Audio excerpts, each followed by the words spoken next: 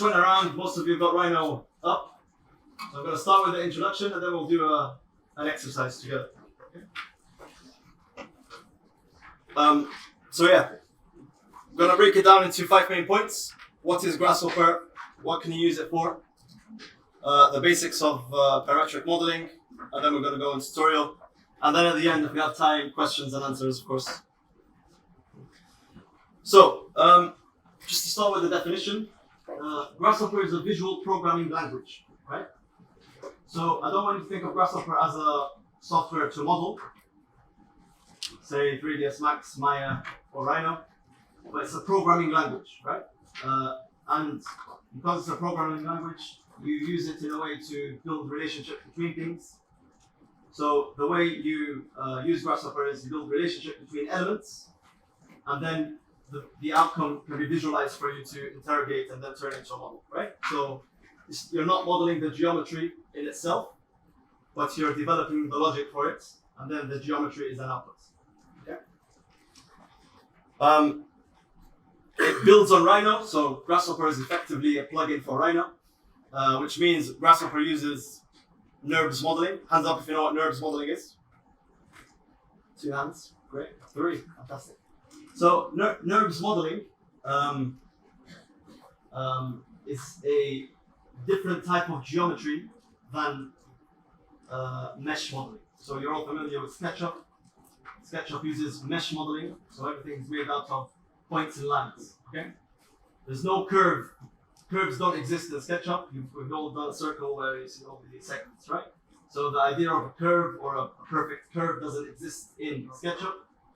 But NURBS modeling, as a type of Rhino geometry, enables you to model in perfect curves, right? And it does that using mathematical representations, right? So just to illustrate a point quickly before we're moving on. So if we create a basic sphere, this is a wireframe view, right? Over here in Rhino. And you can see the sphere hasn't got any edges, right? It only has lines going in the X, Y, and Z. And those represent a surface, okay? So the sphere has no edges, like SketchUp, that's why it doesn't show here. But as soon as you change the viewport, then you can see you have a perfect sphere, right? So it's a completely different logic to modeling in geometry. So one of the most important things you need to if you really want to excel in using Rhino and be able to model anything organic, anything smooth, Rhino's the best software. SketchUp doesn't do that, right? So understanding which software is better for what, and understanding that NURBS modeling is a completely different logic for modeling, and I really encourage you to look into it. I'm going to give you a reference so you can look at it further in your own time. Yeah, but essentially it's a mathematical representation, right? So the curve is calculated mathematically, so therefore it's infinitely smooth in the world of Rhino, and that's what Grasshopper builds on. And because it's a surface, then you can start doing interesting things with calculating local coordinates. But it'll make more sense as we move on. Okay.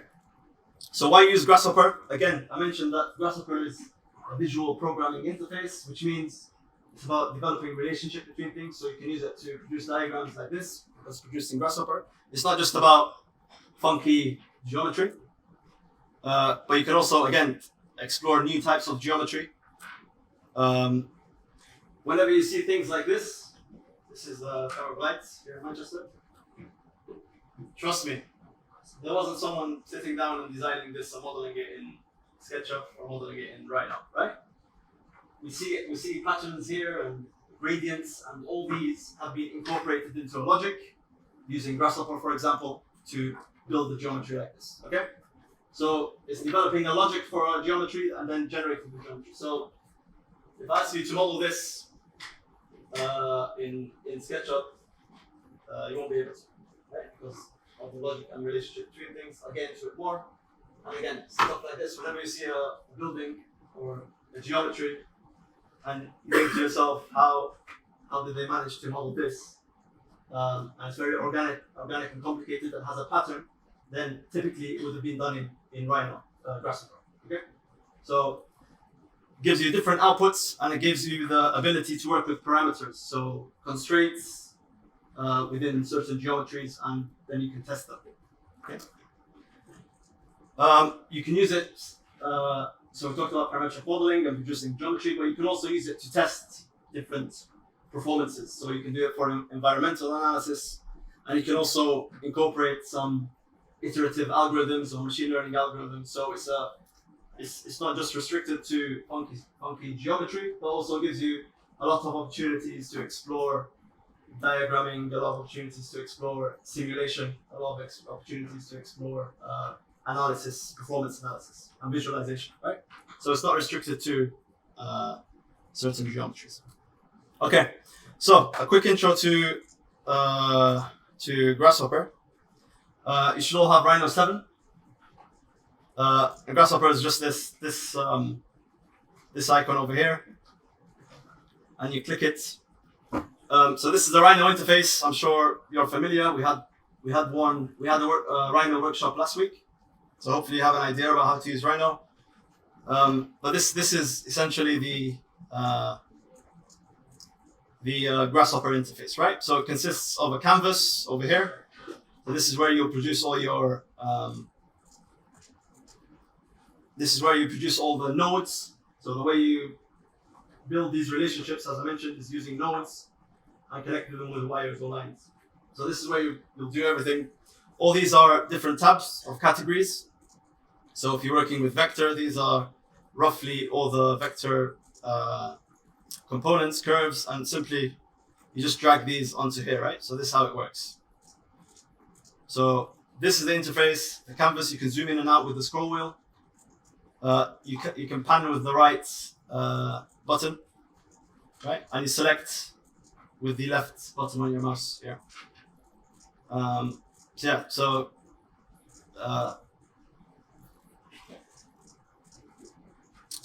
These are different tabs. We'll get into each tab and what they mean, but that's the general interface of it. So the icon, you can also run it through a command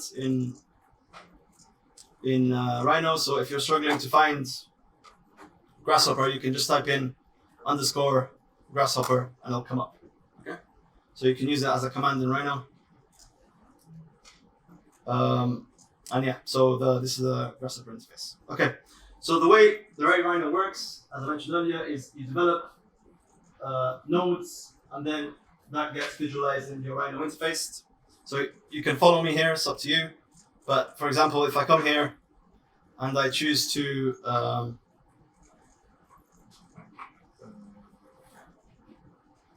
just draw a circle, there is a node for me in Grasshopper to do that, right? So if I zoom in, you'll find that there's a circle over here, just like that.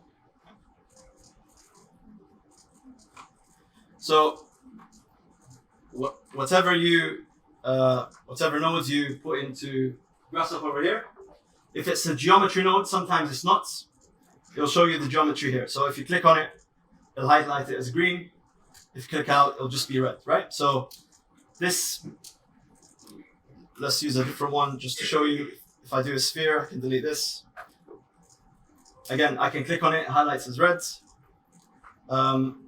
But you can't really select it in Rhino because it hasn't been saved yet into the Rhino interface, right? Any questions? You gonna ask them? No? Okay. Right.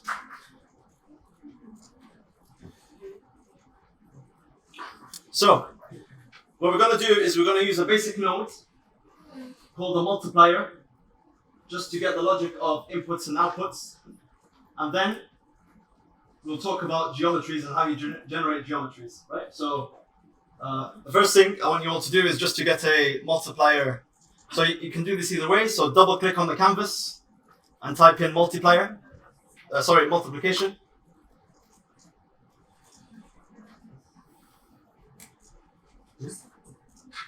Or you can go on maths and it'll be somewhere here. So this one here, multiplication, right? So maths, under the maths tab, multiplication, or just double click and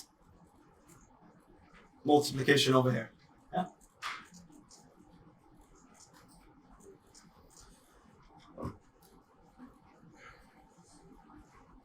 Has everyone got that up? Perfect, good. Right, so a node is let's think of it as an action, yeah, that you apply to the inputs, and this action will result in an output. Okay, so a multiplication node, you can all guess what a multiplication node does. It takes inputs, so 1, 2, and gives you an output. Right? So this is one of the basic. Again, this is not a geometry, right? We're just working with numbers, but it'll make more sense later on when we're working with geometry. But if I double click, just type in 5, it'll give me another object here, which is a slider. So a slider is a way where I can just change a number as a slider. Okay. So that's one type of objects. We have a node here, and I also want you to get a panel component out as well. Here. Okay.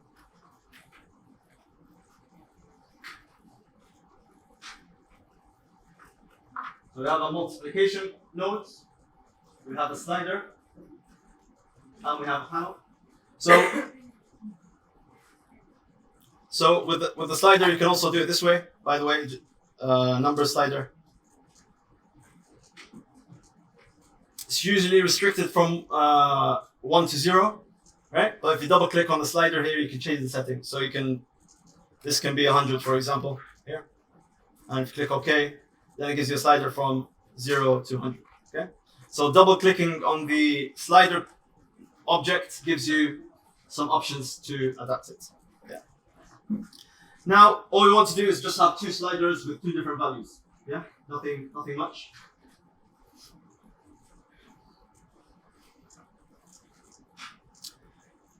So, you see this connector where there's an input and an output here?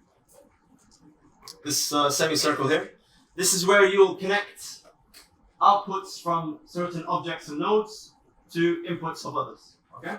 So, let's say I want the slider 6 to be an output here. So I'm taking the output of the slider and connecting it to an input. And this is called a panel. So in this panel, it'll just visualize to me what the output of that node is. Okay?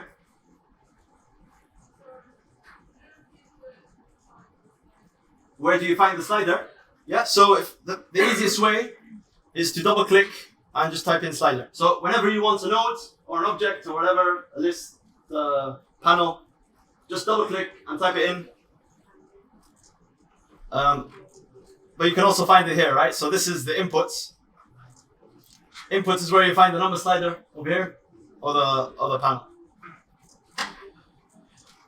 So as you can see, I've connected the slider to the panel, and it's telling me that the output of the slider is 6, as we expect, right?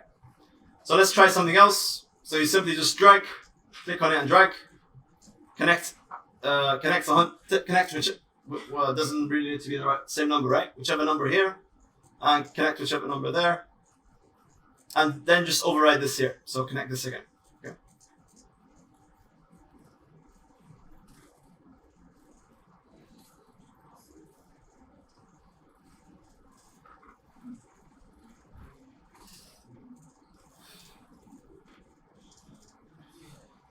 Yeah. So as expected, a multiplication node will multiply numbers for us, and then give us the output as a result of that multiplication. Yeah. So pretty straightforward, right? All the nodes in Grasshopper do the same, right? So you'll find ones with numerous inputs. So with the multiplication node, if you want to multiply more numbers, if you zoom in, you can actually add more inputs here. Yeah. So let's say I want to multiply all this by 3 again. I can just type it in here, and it just multiplies it for me. Okay. Yeah. So a node is a small piece of instruction that applies to the inputs and gives us an output. Straightforward.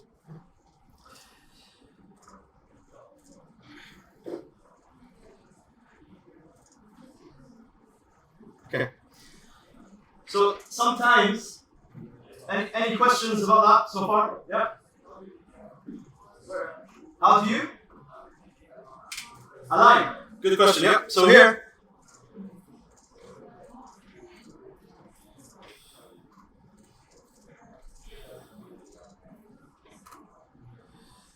Okay, so I connect by, again, dragging the output to an input. You delete by holding down control and dragging it again. Okay? So you can do this, and then drag it again, and then you delete it. Yeah? So you connect it by dragging the output to an input, right? You delete it by holding down control and dragging it again. Sorry? Okay, so a different way of doing it is you right click, disconnect, and it's disconnected.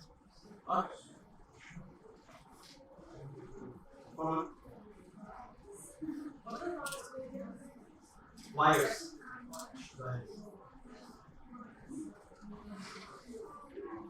Does that make sense? Shall I carry on?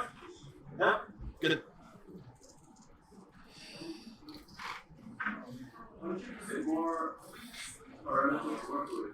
So this is not with every node, right? But if you zoom in, it'll add a button for you. So for example, if you're doing this one, a surface from 4 points, you have 4 points, you can't add another one.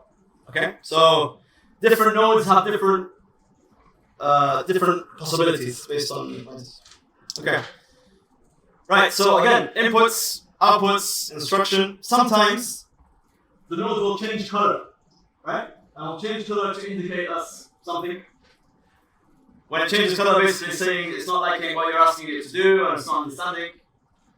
Computer's not sentient, by the way. It's just the instruction isn't compatible with what you're giving it, right? So these are examples here, right? So if I have, let's say I have a, we used the sphere earlier, right? So let's do a sphere again. So this is the default sphere.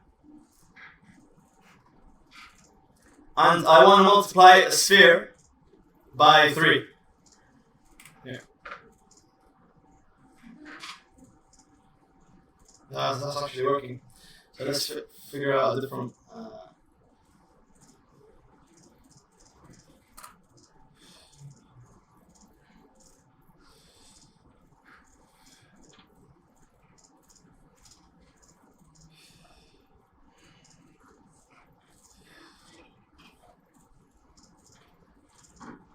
Just 1 second.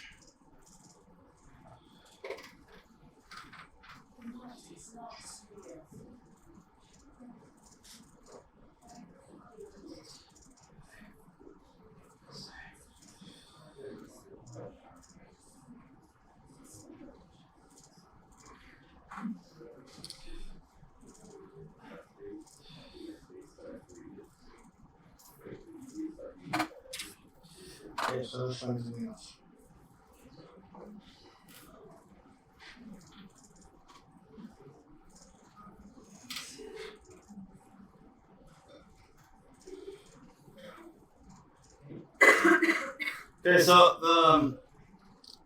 Okay, so by the way, you can also use a panel to store data. So if we just get an empty panel, double click on it, type in a number, let's say 6. Don't press enter or space, just 6, okay? And this can be, this could also be an output, right? Yeah?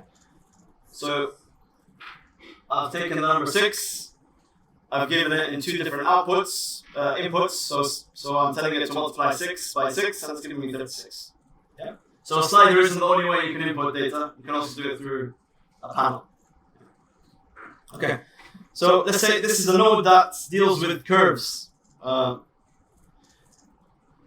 If you hover over a node, an input, it'll indicate to you what kind of data it requires or expects. Okay, so let's see how to best do this. So if I go with, okay, that's not gonna work. Okay, so here, if we're doing a smaller, so we want to do a smaller than operation between 2 numbers. Okay, this is a node for it, it's called smaller. If I hover over A, can you see the octagon there, octagon with a 0.1 on it? Yeah. So that's telling me it's expecting a number as a data type. Okay. And this is where you find different data types. If you go on parameters, these are different data types you can have. Okay. So a point is a data type. A line is a data type. A curve is a data type. And then we come here. A number is a data type. Text is a data type. Boolean is a data type. Right? I can't give this node a piece of text. So I just had a panel with the words ADD on it, and expect it to do an operation because it's saying I want a number, and you're giving me a text. Like, what's going on? So that's why it's turning red over here. Yeah. So these are the basic. This is how to deal with nodes, and then we'll get into like using them later. So this is the basic setup of how you use Grasshopper. And you see here, if you just click on the bubble, it'll tell you data conversion failed from text to number. Right. So it's trying to take your text and trying to understand it as a number, and it's not making sense. Okay. So I'm going to be able to do a smaller than operation by comparing 80 and 6, right? But if I have a different slider, let's say 7 and 6, and then I use a panel to get an output, then it's telling me false because 7 is not smaller than 6. Yeah. So it takes the first number. So the instruction in this component is 7 smaller than 6, and the output is false. And if you hover over the outputs, it'll give you the data type output as well. Right? So you see the circle split in the middle. Can you see that? Yeah. That's called a Boolean. A Boolean data type. A Boolean data type is true or false. Okay. So it's you can't have maybe or probably or sometimes. It's true or false. So this is the output, right? So if you're ever stuck on a node and you don't know how to use it, you can hover over. You can just hover over here, and I'll give you a quick, just a snippet there of what it does. So smaller than or equal to. So this is the operation that it does. If you hover over the input, it'll give you the data type. You see here, it also lists the inputs, right? So 7 represents the 7. Okay? So sometimes you'll have a list of inputs, and I'll show you them here. And then 6 here as well. Okay. Sorry. Yes. Does that mean for every time we do, we have to make it true? If it's false, we get error. If it's false? No, false doesn't mean error here. It's the output, yeah. So if I change, so is 6 smaller than 7? True. So the false is an output, it's not an error. It hasn't changed color, right? So I said if it changes to red, that means it can't do the operation, right? So if it's like this, that means it can't do the operation, and I'll give you a bubble. This actually works fine. It's just giving you false. So saying it's comparing two numbers and saying it's false. Depending on what we're trying to achieve, it will depend on what is true or false. Yes, exactly. So it's telling you is the condition of 7 is smaller than 6, true or false? That's what it does. Okay, so I want to try something here. So let's do 6. Okay, max first. So this means everything is going smooth. It's getting what the data type is expecting, and it's giving me the output. This means there's an error. It's not going to show the notification because I tried it with the new update. It doesn't turn orange, but orange means there's a warning. There's a sense that something might be wrong, right? So again, it turns orange. Sometimes it'll work, but there might be pieces of data missing. So the operation that it's doing is successful, but it's wrong, right? So orange means something's wrong. Red means something's wrong and I can't do anything. Orange means I've tried to do something, maybe it's wrong. Okay. Okay. Does that make sense now? Nodes, it's very simple, but then once you connect nodes together, then you can build something really interesting. Okay? Okay. So I mentioned that sometimes you have inputs as lists. So I want you to pay attention to two things here. One of them is the wire itself, right? So you can see the wire here is changing. So if I go back to the previous example, see the wire here is just a black line, yeah? And over here we see a black outline rather than a black line, a white line, right? So the wire also indicates to us what kind of data is flowing. So whenever you see this, it means this is a list flow. Yeah. So sometimes you might be able to catch an error in your codes just by looking at the wire. Yeah, I'll show it to you now. Okay. So if we take our multiplication node again, so just do another one here, and so yeah, not every node has an instruction, right? So I'm going to show you something here again. So if you go on, if you just go on params, go on primitive, and just grab a number node here. This one. This is called a container node. It doesn't do anything apart from store data. Okay? So it's a different type of node. It has no instruction. So if I connect two, and by the way, you can connect two by holding down shift. You can connect different outputs like this. And then just connect that to a panel.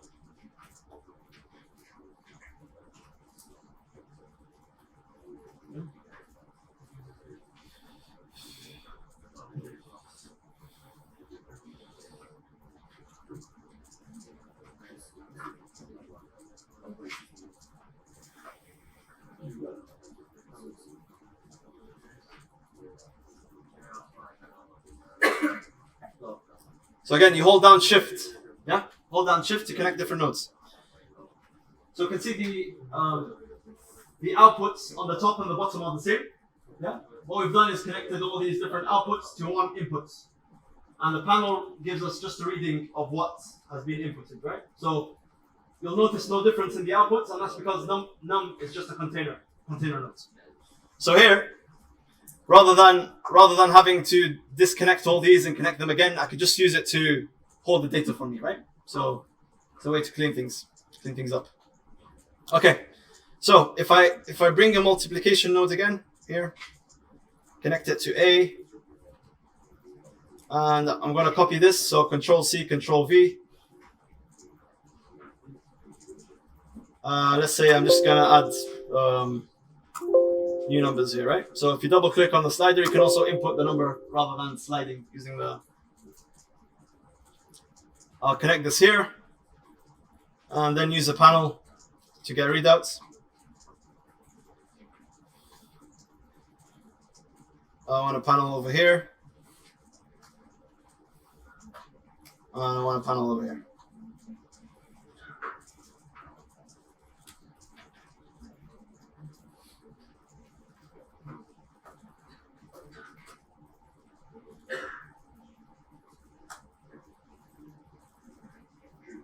So, for those of you who haven't used Grasshopper, does anyone know what's happening here?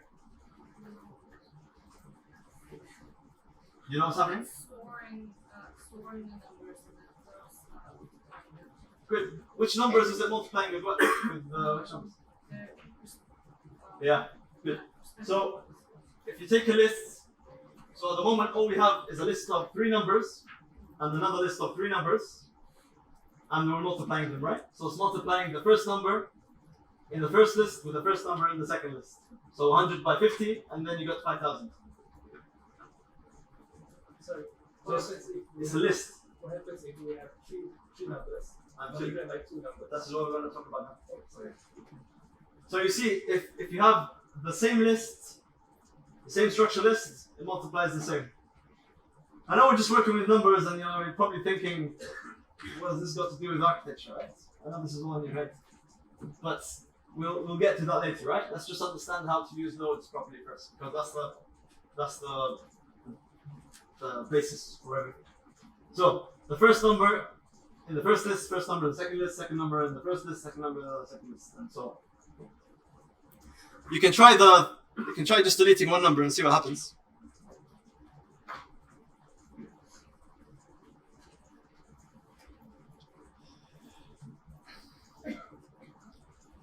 Any idea?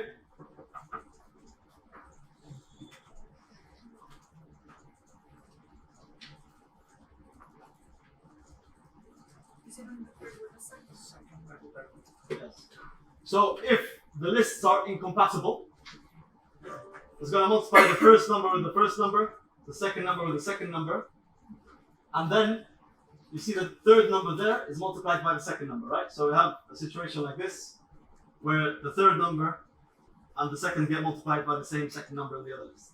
Yeah? Okay. So again, if you're trying to figure out what a node does, the best thing to do is an exercise like this. Have a panel for the inputs, have a panel for the outputs, and then figure out how it's applying the instruction. Okay? Because we know it's a multiplication, but we might not necessarily know the order or the way it's multiplying, right? So this is a good exercise to do for any nodes, just to break it down. Okay?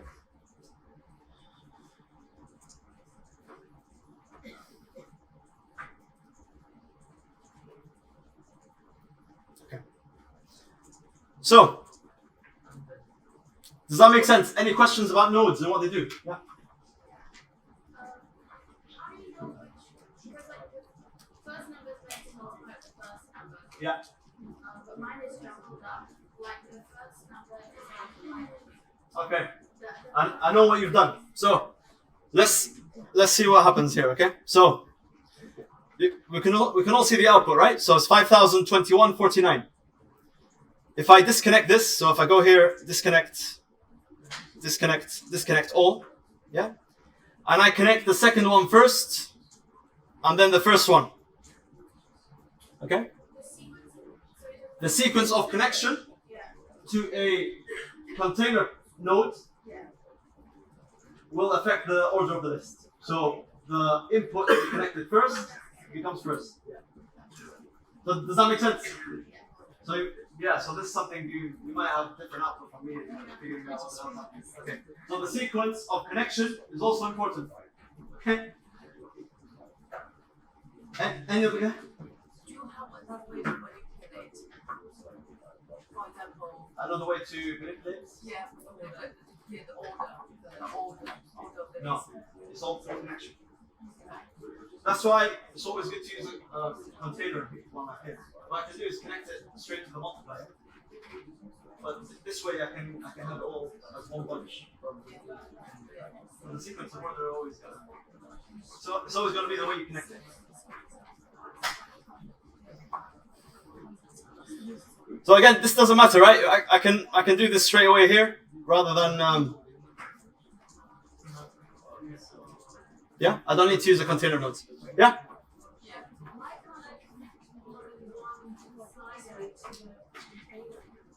You have to hold down shift. Yeah? So, yeah, if you don't hold down shift, it'll just take the latest one, right? Yeah.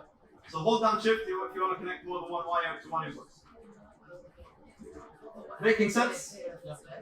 Yeah? So nodes are instructions, it matters how you connect them. And you have to look at, you can see the differences in the wire here, right? So, here and here. Yeah? So this wire tells me there's an individual object or one piece of data. This tells me there's a list.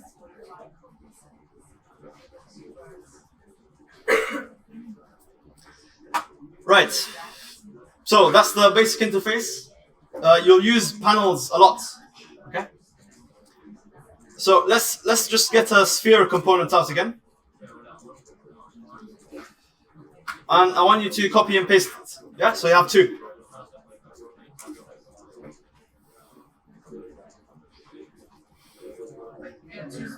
Two spheres, yeah.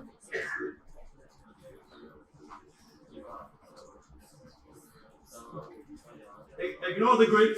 For now, it's not relevant to our exercise. I just want you to focus on the sphere, okay?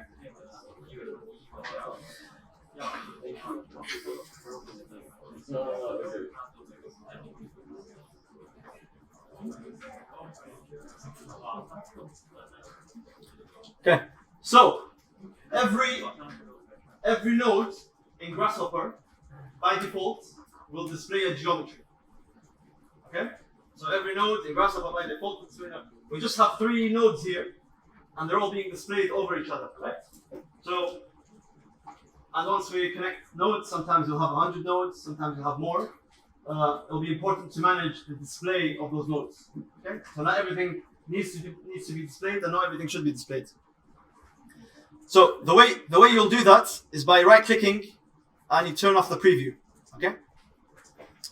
So nothing has changed because we already have another sphere nodes. Okay. So this happens a lot. Sometimes we'll just get confused of what's being displayed. So you need to manage the displays.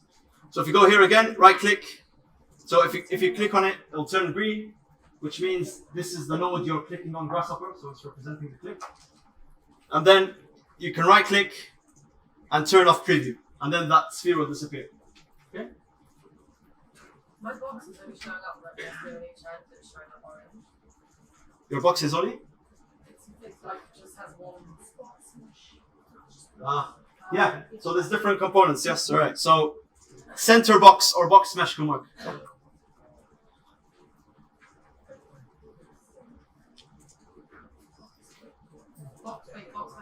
Center box. Yeah. Right. I have another question. For those of you who haven't used Grasshopper before, how come we have a box without giving it any inputs? What's happening here? We want a box, we've got a box, but who says we want the box to be in that location and that size? Huh? Default value, yes. So some components in Grasshopper will have a default value. Okay? So how would you figure that out? Again, you go back on the inputs and hover over. Yeah? I'm going to be talking about data types as we move on. So that data type over there, which we see in the octagon, is called a plane. Basically, it's a reference or a position in 3D space. Okay? So that position in 3D space is 0, 0, 0, 0x, 0y, 0z. So it's in the center of the Rhino 3D space. Okay? So that's the default input here. So that's why you see it here. Okay? X is 1. So the size of the box in X is 1. The size of the box in Y and Z you'll find are also 1. Okay? 1, 1. So we can give it a new input. So let's say you want a size of Y equals 5.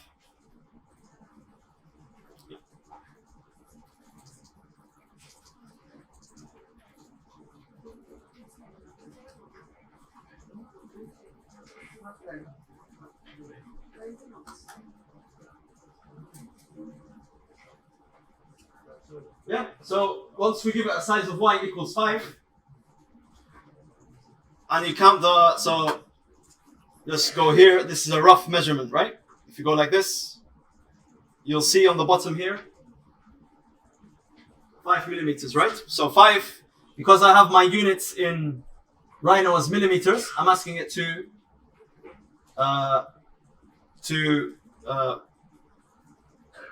asking Y to be 5 in both directions, right? So the width of this box is actually 10 millimeters because this instruction extends both ways of Y, okay? So if I want a box size 1, I'll give it a half. So I'll give it 0.5 as a Y. That'll give me a box with a width of Y, okay? So you have default values. You can hover over to see what the default value is, and you can override it by inputting a new value, okay? Now, can you extend the box just from one end? Because it seems like it has to go to play around with it. But how do you find it? You'll have different ways to do that. You can extend the box in one end, that's fine. So let's type in box, okay?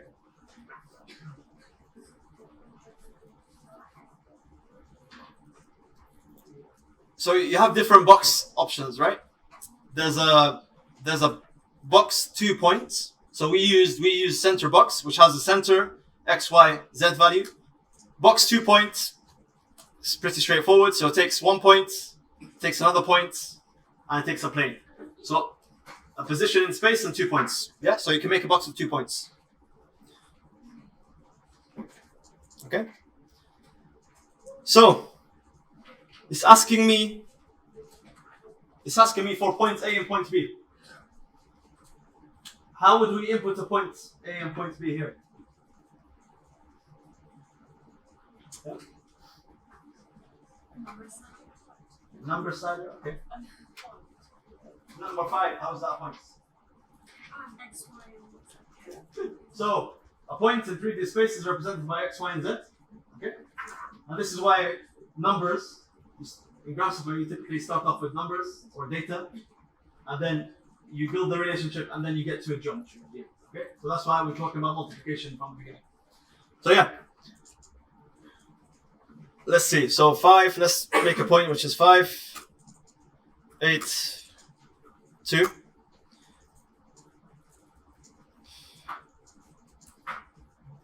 It's not working. Why is it not working? Huh?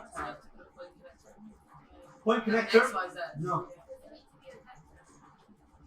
Good. Yeah, vectors. Good. So we talked at the beginning that the data type coming out from the side is a number. It's not a point data type. Okay. So if I give it 3 numbers and it's expecting a point is a data type in itself. Okay. So a point is a data type made out of 3 numbers, but it has one structure and it's one object. It's not 3 different numbers. Okay? So what we need is a point component. So a point, it's called X, Y, Z points.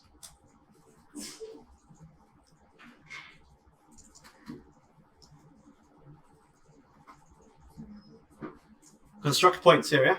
So here, X, Y, Z.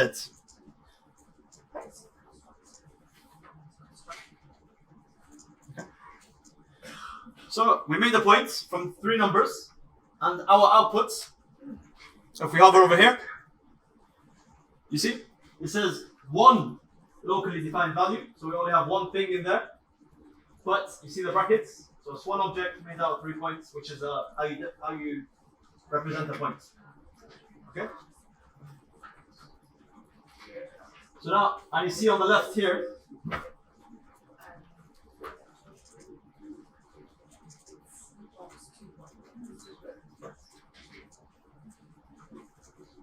and you see the point over here? So this is the point we created, right? So that's 1 point. If we copy and paste this, we can move a point somewhere completely different. So you see how we're controlling it directly.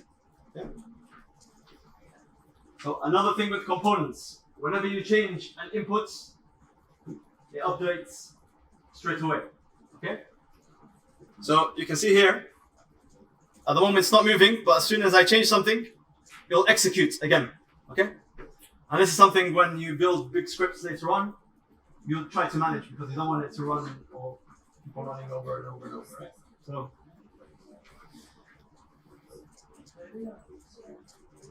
So if you wanna create a box in a different way,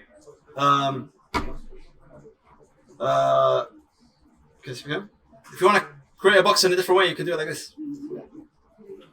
So now you can actually, if you do 3, you know, that's just a very 0 thin box which doesn't exist, but you can see you can control the. What does the plane do, or is that? We'll get to planes. We'll get to planes. One thing at a time. We'll get to vectors. Vectors are something very important as well. Right. Is this making sense? Components. Yeah. You're all coders now. You've made the box with the parameters, and you can change. Yeah. So this is your first bit of code. Okay.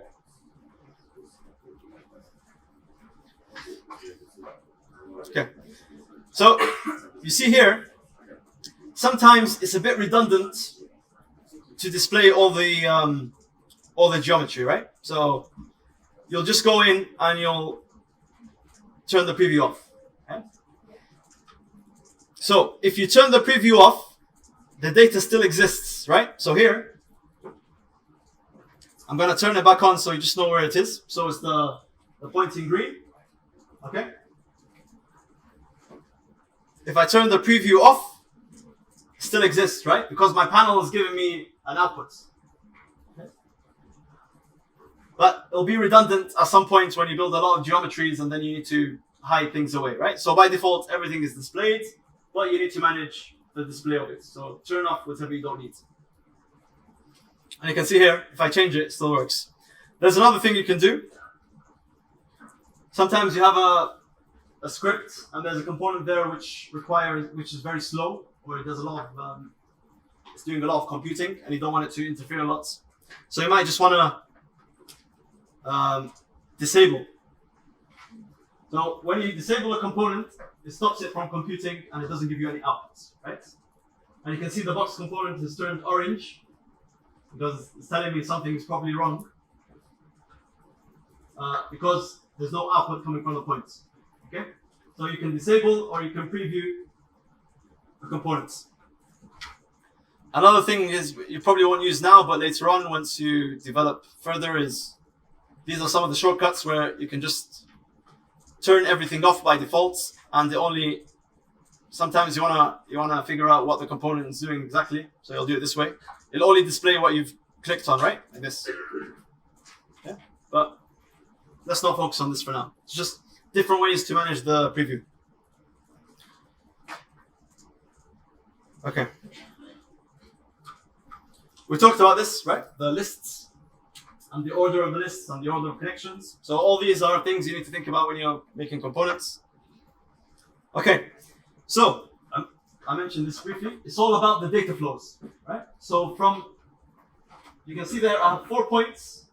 We're going to do this exercise quickly now. From those numbers, I can generate a point. From 2 points, I can generate a line. From 2 lines, I can generate a surface. From multiple surfaces, I can generate a volume. From different volumes, I can generate whatever you want to generate. Okay? So you build up, all the data gets flowed from left to right. Yeah? So you start off with the points and then it generates this way. So everything happens from left to right. Hi, Nicholas. Nicholas is going to be helping us. Thank you, Nicholas. If you have any questions. Yeah. I'm trying to shout. I don't know if you can hear me at the back. Hopefully you can. But if not, Nicholas can help out. Yeah. Right. So data flows, building the relationship, and then it gets displayed in Rhino. Okay. So let's enable this again.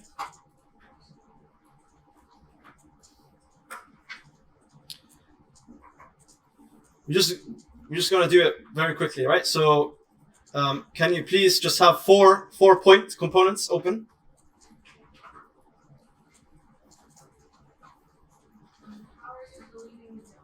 Just select them. Sorry. So if you want to select a node from right to left, from left to right, it only selects a node which is within your selection zone. From right to left, it selects everything that's intersecting with your selection. Okay? Or you can just click on it and then delete. The delete doesn't work. It should delete. I've tried the delete, no backspace. Delete? There's backspace and there's delete.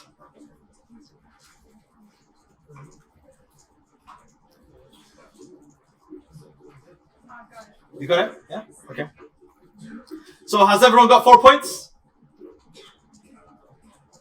Yeah.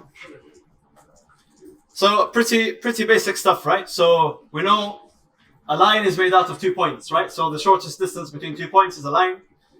So now we can start building a line by using this line command here, just called line. Okay. Line expects a start point and an end point. So 2 inputs, expects a point input and a point input. So we just do this. Yeah.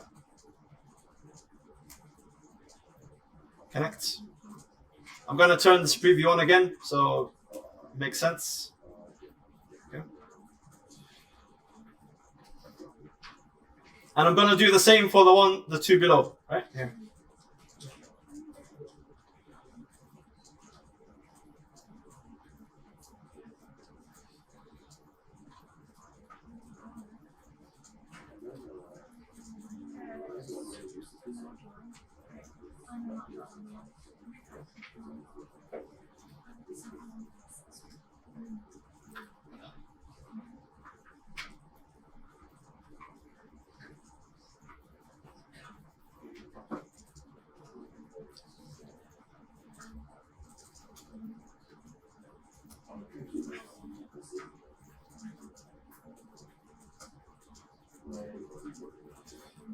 Yeah, so the loft component or loft command is something you'll use in Rhino. So what we'll do here is we'll connect both of the lines to loft. So a loft is to make a surface between two or more lines. Okay?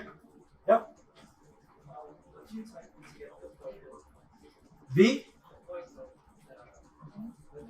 This one is called XYZ.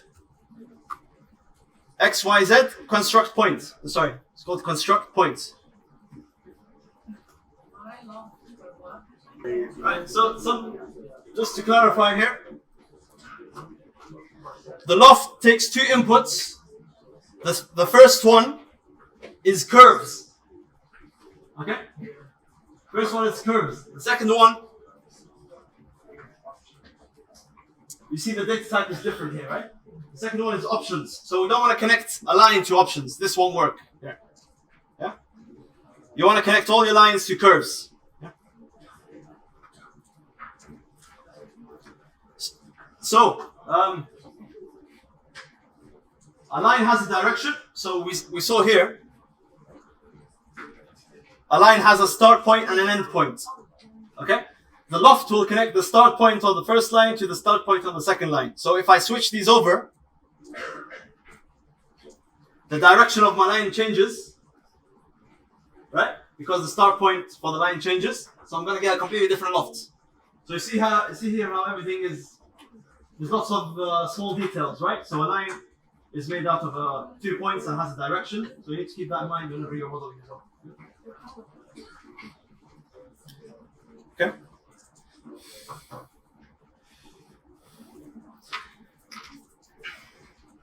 Okay, so someone mentioned vectors. Does anyone know what a vector is? You can help us out. Similar? Huh? So a vector isn't a geometry, right? So if you go back, I don't know when's the last time you guys studied physics, but when we look at gravity, for example, we say gravity is a vector, right? So it's a force. So a vector is not a geometry, so it doesn't exist as a piece of geometry, but let's think of it as a force, okay? So whenever we want to manipulate an object by a certain degree, we use a vector, okay? A vector is represented in the same way as a point is represented, using three values, x, y, and z. Assuming 0 is the base of the vector, okay? So if we have a vector 2, 2, 2, it means this vector is. So I'll show you now here, right? So if we just do vector,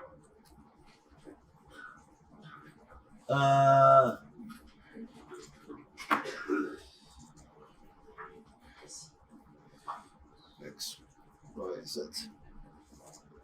If we get a vector x, y, z, yeah. Here, let's say I want to move this. I want to move this loft somewhere in my space. Okay, so I have to apply a vector to it to move. So first thing I want to do is create a vector. So let's say I want to move this surface by, again, just random values.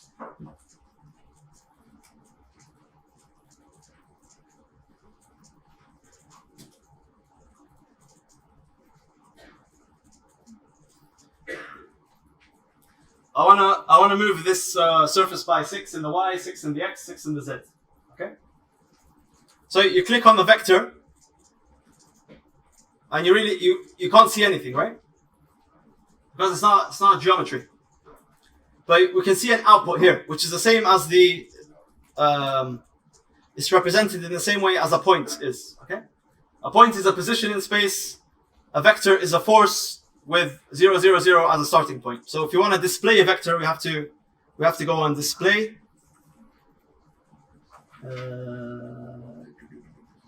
Vector display.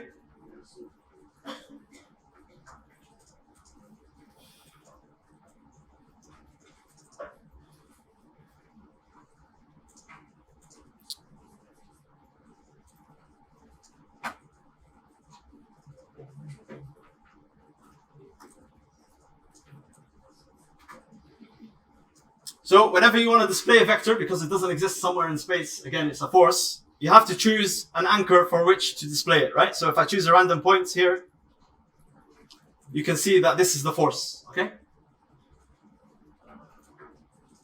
I can choose any point here, right? Or I can actually just create a point, any random points. Again, it doesn't exist, it's just to display. So this will be the magnitude of the force applied, right? The size of the vector. So if I want to move a vector, what I do is get a move component. Yeah? Sorry, if I want to move a geometry, I'll get a move component. I'll connect the geometry. Does anyone know why it's moved up? No? So if you hover over here, the target. Okay, so we're learning how to read inputs, right? So we see there's a line there as a data type. Yeah? An arrow is a vector. And we see the default value is 0, 0, 10. So there's a default vector within this component which moves in geometry 10 in the z direction. Okay? Does that make sense? Yeah? But if we have our own vector, then we can change that here, right? Yeah? So you can see, if we take this and apply the vector we created there to this, it'll move up to here. You'll use vectors a lot, okay? So hopefully it makes sense. Any questions about vectors? What is the node of the one that's selected? This one, it's called move. Yeah.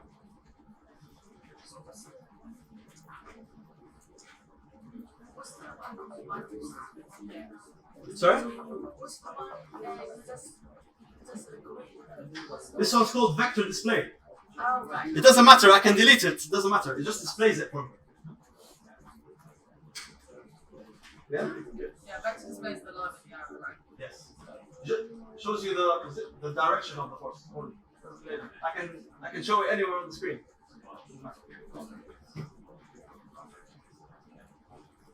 Does that make sense? Yeah? So a vector, you use a vector to rotate, you use a vector to scale, you use a vector to move. It's a force that you apply. So is it like point? Sorry? So is it like a terms of force? Vector. No, it's a force. I think the best thing to describe it is a force. So if you want to move something in a certain direction, you'll define it with a direction, and then you'll apply it to the object.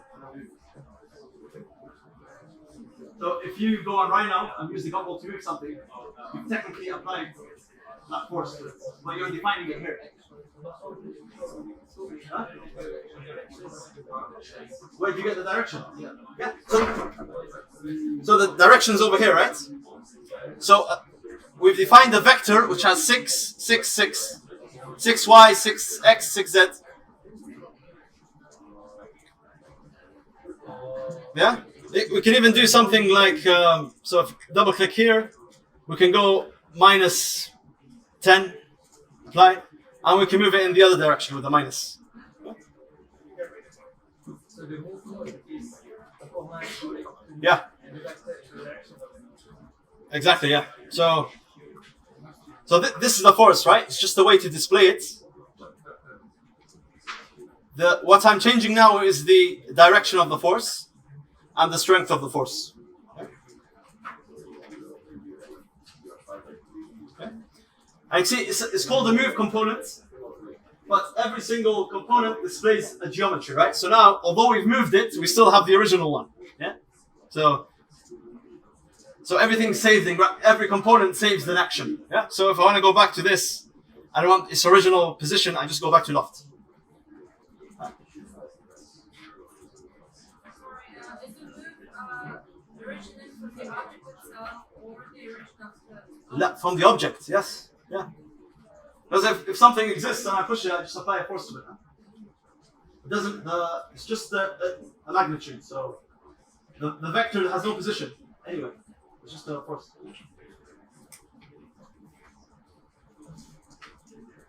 And you can see here, if you really want to measure it,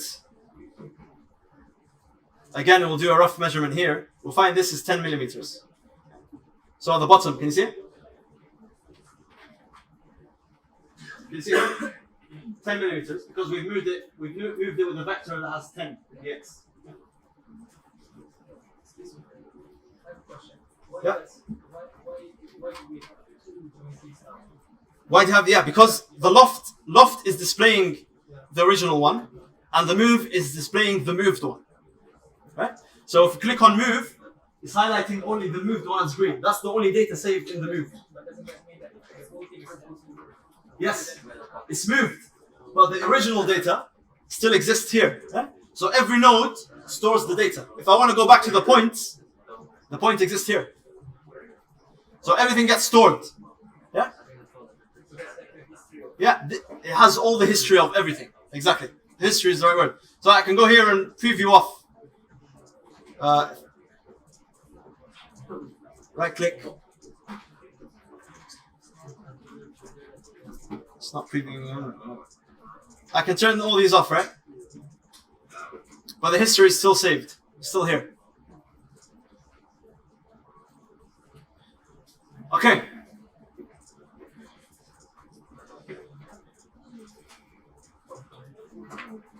Does that make sense? Any questions about components? We're going to start doing the exercise now, right? So I want you all to be familiar. Familiar? No questions? Okay, good. Okay, so remember, we can't select everything here, right? So how would we transfer the data geometry from Grasshopper to Rhino? We right click on the component or the geometry that I want and we click on bake. Okay. And now this exists in Rhino now. Okay?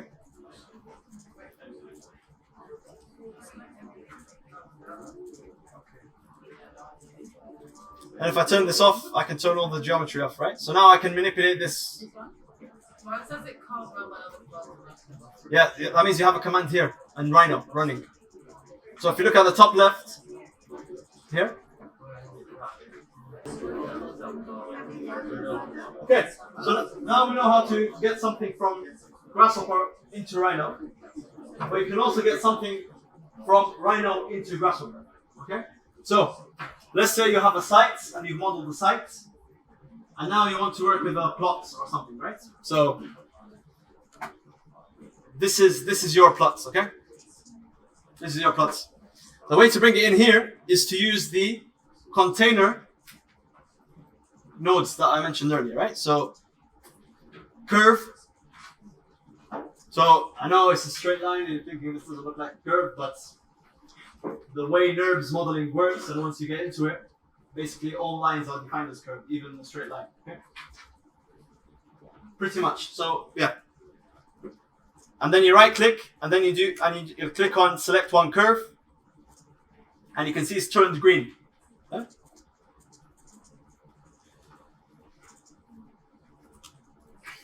And if you get a panel out, yeah.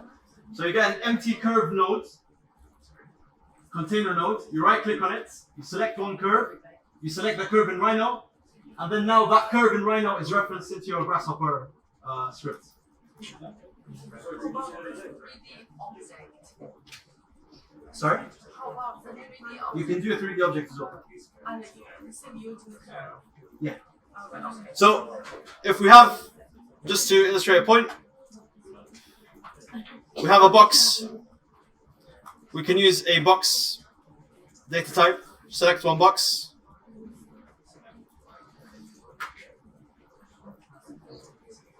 Okay. So don't use box, use brep.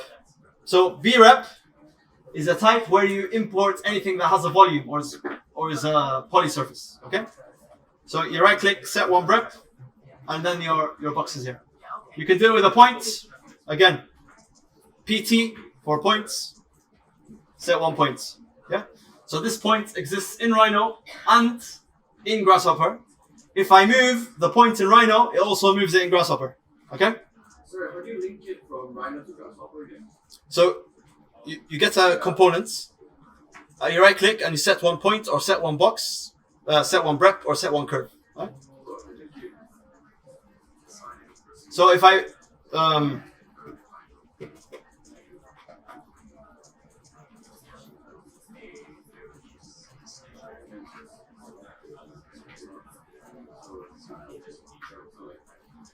so just to show you again. So if you reference a point, I'm using a point deconstruct node here to extract the x, y, and z for that point.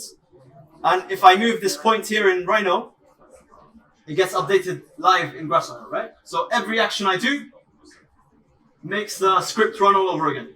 Yeah, so everything is interactive and live while we do it.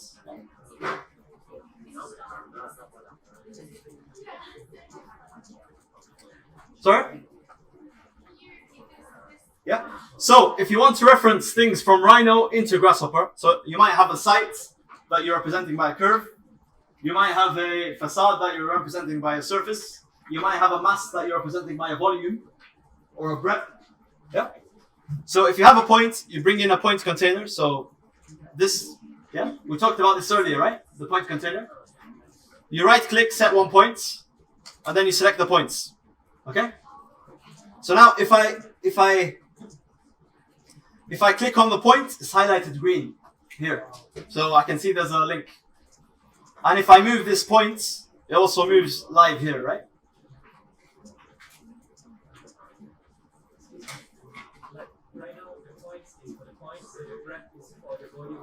Yes, yeah. I can't do this, right? So I can't have a curve, set one curve and select the box. Doesn't let me. Huh? Surface, you can use brep. It's better to use surface. Yeah. So again, if you go on params, you'll find all your main geometry types here. Yeah. The main ones you'll use: vector, point, curve, line, plane, brep, surface. These are the main ones you'll use. Okay. This is the most basic way to bring something from Rhino into Grasshopper. There's other ways, but this is the most used way. Yeah. Yes, of course, yeah.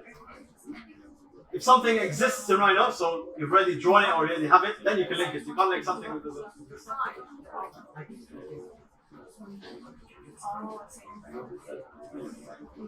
Make sense? Cool. So that's how you work with from Rhino to Grasshopper and Grasshopper to Rhino. You reference things into Grasshopper and then you bake them out of Grasshopper later on. I tried to do it with a circle, but it didn't let me draw it before. Can you not do that? A circle container. Yeah, because when I got the circle, I couldn't select the circle. So I would. So if you have a circle, I would use a curve. Oh, okay. Yeah. So it has to be perfect. A curve, yeah, because a circle. So you have certain data types that are very restricted. One of them is circle. One of them is line. One of them is box. I wouldn't use those as containers generally. Sometimes you'll use them. So I would use, instead of a circle, I'll use a curve, because it's also a line. Okay? It's also a geometry, line geometry. I'll use surface I'll use surface for any surface geometry, right? I wouldn't use box, I'll use brep. Brep here. So brep is boundary representation. Okay, so it's everything that has a volume. Yeah, you use brep.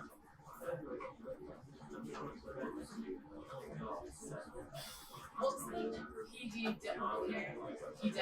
This is called point deconstruct. So when you see here, it says reference point. It doesn't give you the x, y, and z. So just to demonstrate to you, you don't have to do this, but just to demonstrate that if you move something in Rhino, it gets updated here, right? Yeah.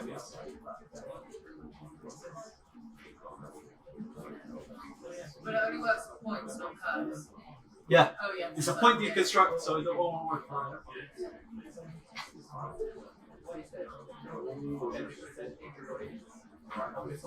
Sorry?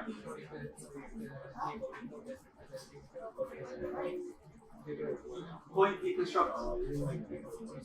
So it takes a point and it gives you the x, y, and z point. Earlier we did the generate point from x, y, z. Now we're taking it away. Yeah, to break it down. Yeah.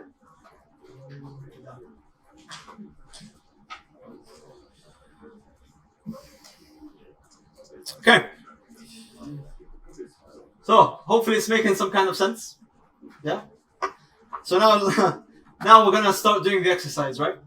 And basically what we're gonna do is we're gonna use all these different things that we learned doing now and applying it and making a tower, parametric tower using it. So there's different ways of doing this. I'm happy for you to adapt it as you go, right? But try to follow along and understand, right? Because you might choose different parameters, you might choose different dimensions. That's fine. You can choose whatever you want. But in principle, it should be the same. Okay. So we can start from different points for designing a tower, right? So one way you might want to start is by just having a profile or floor. Okay. So to do that, we can generate a profile by points, for example, like this. So if we bring all these points here, set multiple points, and then we can use the interpolate command here. We can have a curve go through all these points. Okay? Interpolate. Did you hold down the shift I'll show you. to get multiple points? Sorry? When you click, you get big points. Yeah. So okay. The shift will come up. You right click on points. If you right click on points, it'll enable you to click on multiple points. So to answer your question, how did it know the order of points? Okay? That's because the order I clicked them in. The order I clicked them in right now. So I went clockwise. So if I did this, then it will read it the other way. Okay? Okay, for those of you who haven't used Rhino, I want you to figure out how to close this curve. Have you done it the right way or random way? Random way. Try to figure out how to do it the right way. So how to close the line? How do you close the line? Huh? You can't use the Rhino command in Grasshopper.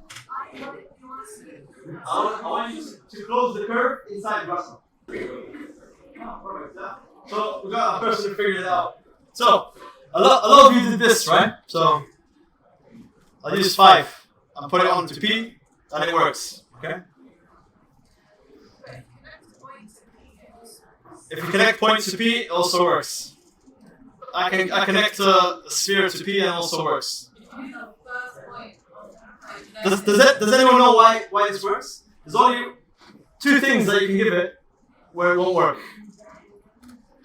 0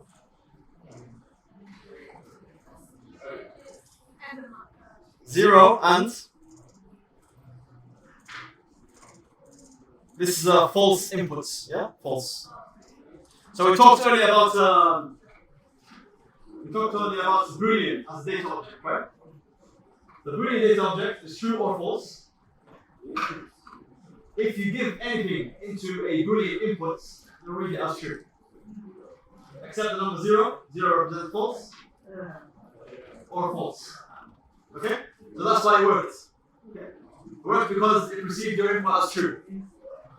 So if you hover over here, we can see the Boolean data type indicator. Periodic curve. So this is basically, is the curve closed or not? And this is the Boolean toggle. Boolean toggle, true. Okay.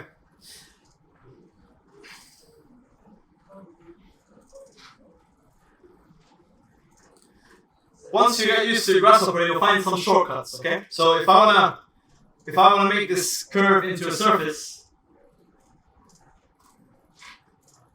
I can just do this, right?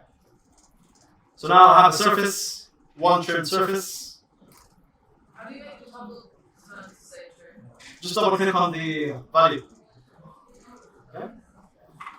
Is it okay if we just connect to point or stop the Toggle is better. Yeah. Same outcome. That's toggle. Yeah.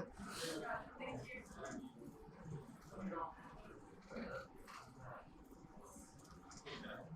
Is that offset surface or surface? It's just surface. It's a container node. SRF. This one. So sometimes based on certain nodes, it can make an interpretation here, right? So it's not sentient, it's not making it in its head, but if you connect a closed curve to a surface, it'll understand you want the surface. Yeah? Notice if you turn this to false and the curve is open, it can't make a surface. How can you make a surface from just a curve?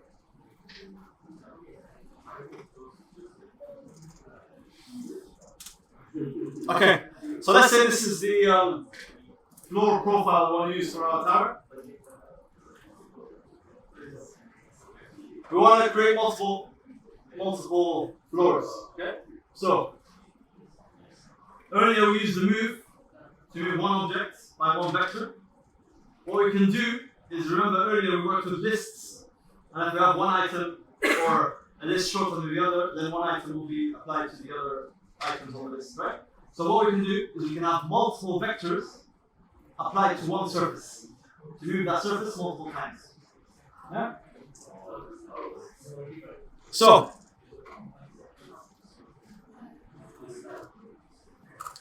if you bring a unit Z component out,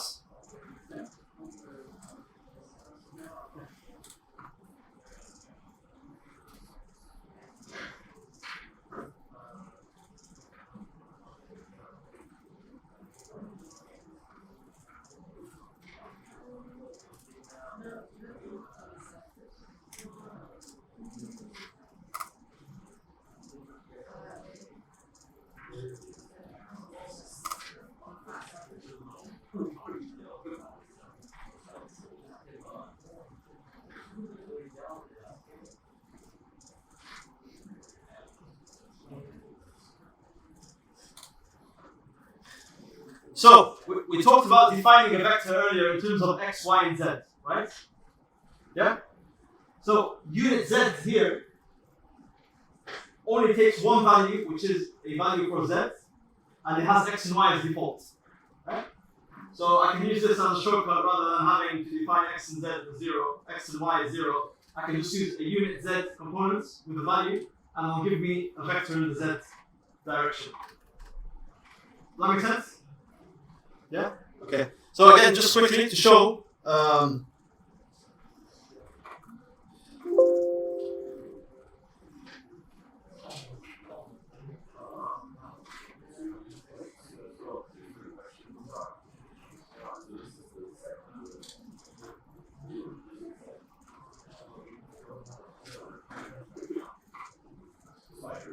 so you see here, if I'm connecting the unit z vector or this, it's the same, right? It's the same vector.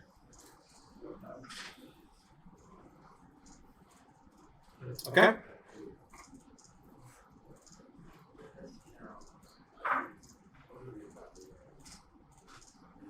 So to create multiple vectors in the z direction with different sizes, all I need to do is give a unit z node a list of numbers that relate to the distance between the ground floor and the first ground, second ground, third, right? So a way to do this is using a series component. So I know this from the top of my head because I've been using this for a few years, but after a while you'll familiarize yourself with the names and then you can type it quickly. If not, just use your instincts, go to maths, domains or operations, and you'll find the same things here, right? So it'll all be any mathematical operation. So series, for example, should be somewhere.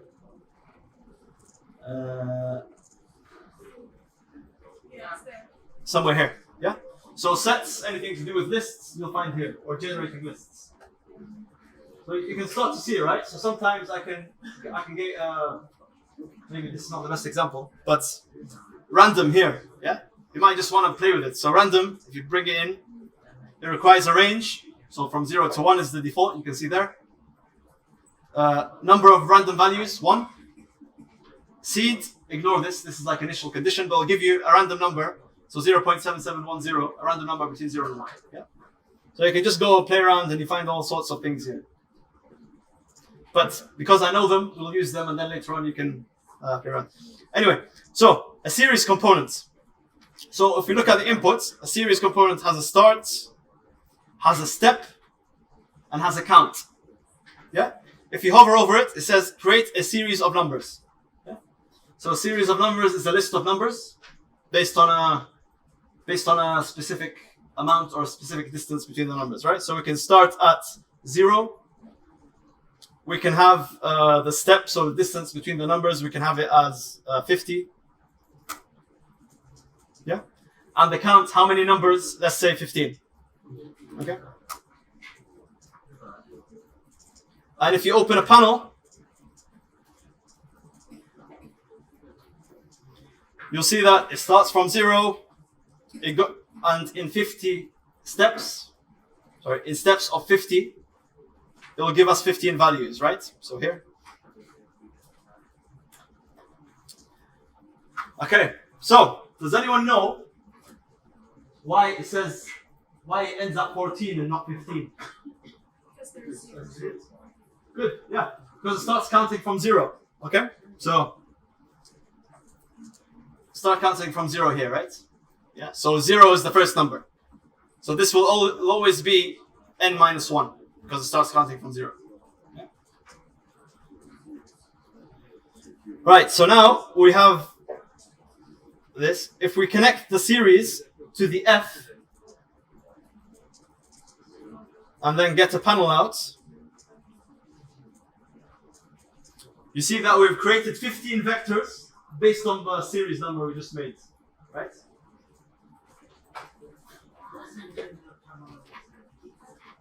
It's called unit, it's called, so like 10 times now. Unit Z. Unit Z, yeah, unit Z.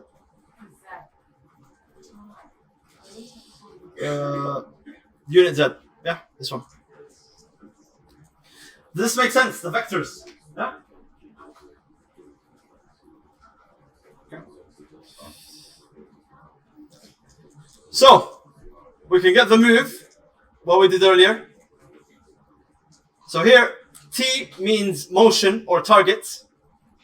Yeah? And it's called a translation vector, which tells us it needs a vector.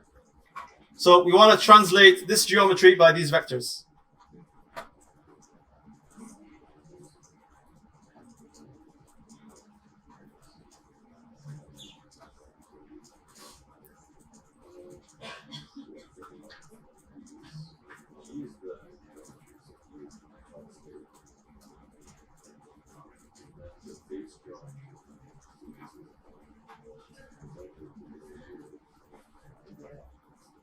Is it working?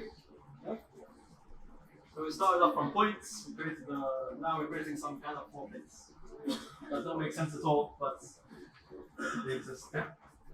Is it working for everyone? Yeah. What's the? It's called move.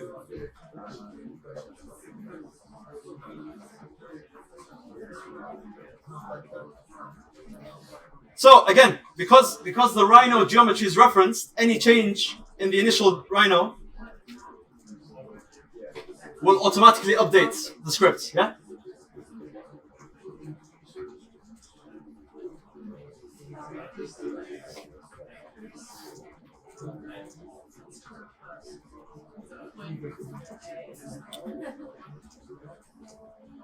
Okay.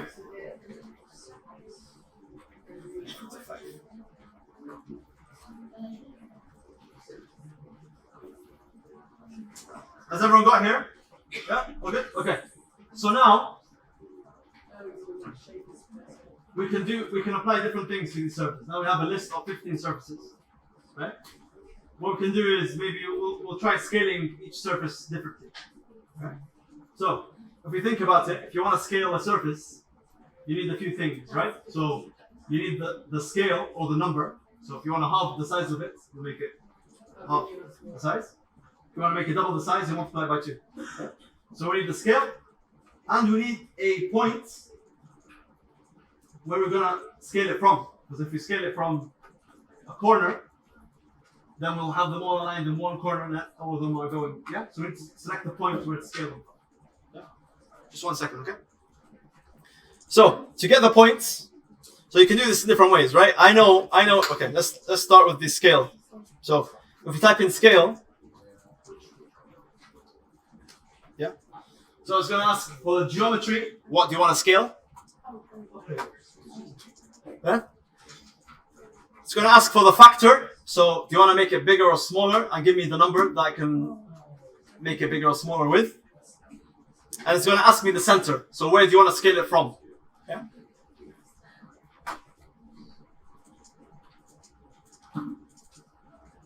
So we can use an area component. So if you type in area, it gives you this component. And if you connect geometry to geometry, it gives you the area of each surface. They're all the same, so they all have the same area. You can see the reading, right?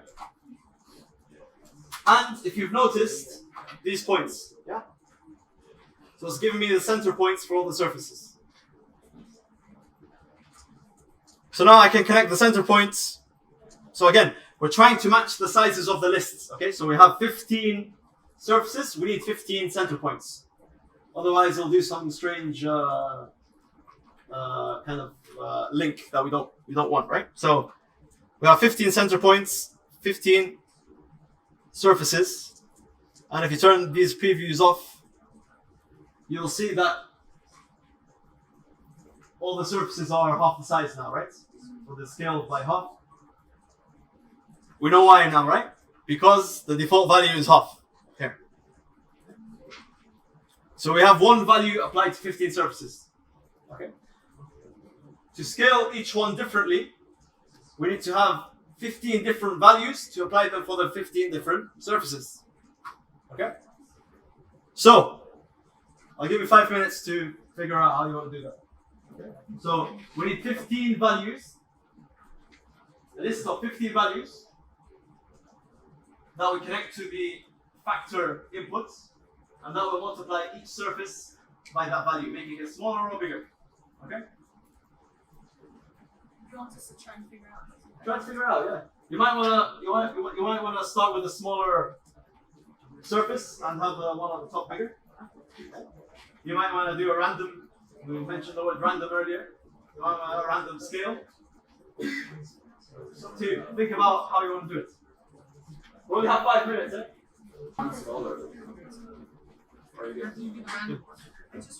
Okay, so I think a lot of you have done it, and it works to some degree. But I'm going to show you. So one of the main principles you want to work with is you don't want to have too many sliders or duplicate sliders. Yeah, because let's say I have 15 sliders here of 15 different forces, right? I can go, and then by the way, this is how you align them in Grasshopper, right? You don't want to do this, right? Because this is hardwired, right? You don't want anything that's been hardwired. So one way of doing this is we can use a random component, for example, yeah? And we can go back to this slider, right? Because we always know we want the same amount of forces as the surfaces we have. Okay? So we don't want to have another slider. So we'll take the 15 here. We'll take the 15 and we'll give it to the number here. Yeah? And these are random values from 0 to 1. And now I have 15 random values from 0 to 1. I can increase this range, right? So I can do a range here, here. By the way, another way to do inputs is not just connect. You can also come in here, right click, and you can set a domain here, right? So I can do 1, 2, 3, for example, from here. Yeah. Or 0.5. Let's do 0.7 to 3. Yeah. So I've already defined the range here.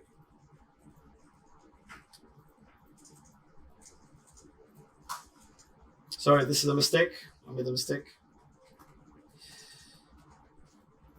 You can just do it here. I don't know why I did that. So 0.7 to 2.5, for example, right? Yeah.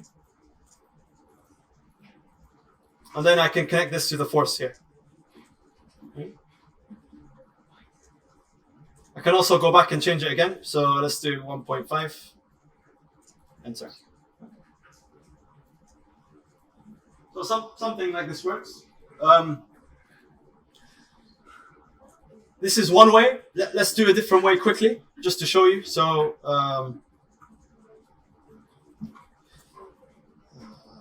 graph.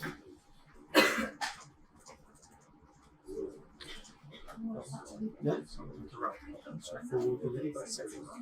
What will you need?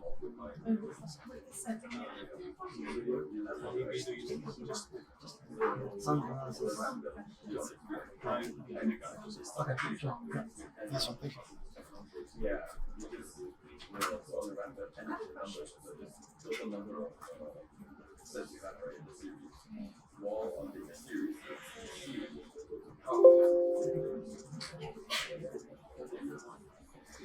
Yeah, so now we keep to disable the original.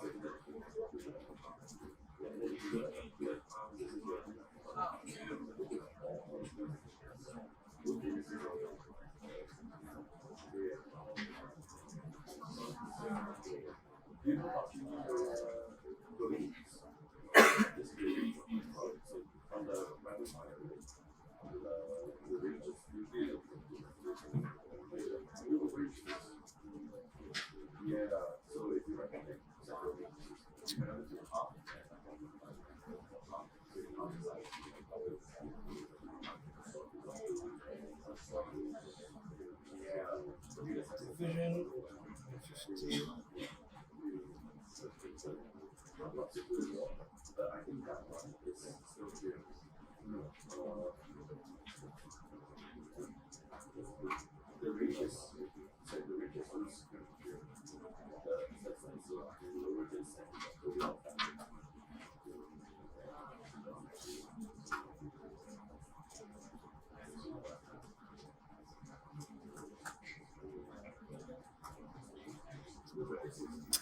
Okay, so just want to show you that there's different ways to achieve something, right? So we did the random one earlier, but one of you asked me how to have more control over this, right? So we can define each scale independently, then we'll have 15 sliders or whatever. But you can also manipulate lists in an interesting way, right? So this is a graph mapper. So basically it's a way for you to change the numbers or map the numbers differently, right? So I have a list here. It's between 0 and 1 divided by 15, right? So I took 15. I did 1 divided by 15. I had it as a series, so I had a step. So I have 1/15 as a step within a list between 0 and 1. It gives me this list, and then I can map them here. I can actually control the profile through a curve. Yeah. See? So you don't have to follow me here. I just want to show you that there's different ways of doing things, right? It doesn't have to be random and arbitrary. You can have more control over it.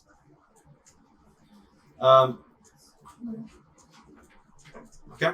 So, but I'll just use this for now. What's that? The force. Graph? It's called graph mapper. Yeah. But I think look at it later because it's a bit. It'll take some time to understand how it works. Anyway.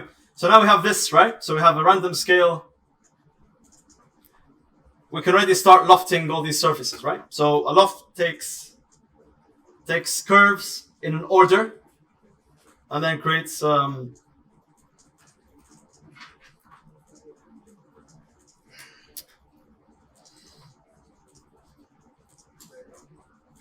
see, I made a mistake there. So it takes the curves, and then from the curve you can start making the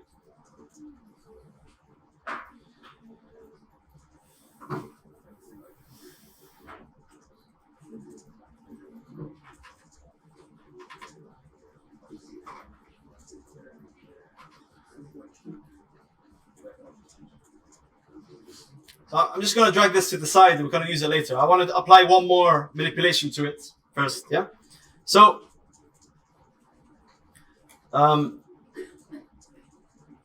so here, what we can do now is also rotate each surface differently, right? So again, we need 15 values to rotate with. And we want to apply them to the 15 surfaces. So we'll start with rotate. Yeah. So again here, rotate has the same inputs, well, similar inputs to the scale. So it takes the geometry, it takes an angle, and it takes a plane. Okay.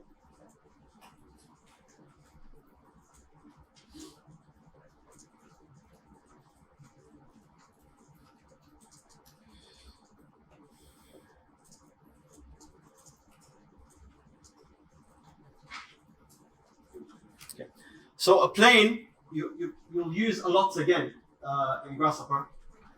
A plane, if we think of it as a position in space, but has an orientation, right? So if I want to rotate something, I can't rotate it around the points. I can rotate it around the line, because the line is the axis, but a point doesn't have an orientation, right? So I need something with an orientation to rotate something around. So a plane gives me that orientation. Yeah. So here the plane is the same plane as we have in the Rhino environment in the background here. Yeah. So it's an XY plane. So it's a flat plane. I can also rotate an object with a XZ or YZ plane. Yeah. So if I want to rotate something vertically, I'll use a different plane. Yeah. So a plane is a reference surface for me to rotate or link things to. Okay. So here, again, I take the center point. The center point is still the same for all the surfaces. I make it into a plane. I'll give it as a plane here, and take the geometry and give it as a geometry. Yeah. So you can start turning off some of the geometries that you don't need, because otherwise it gets messy.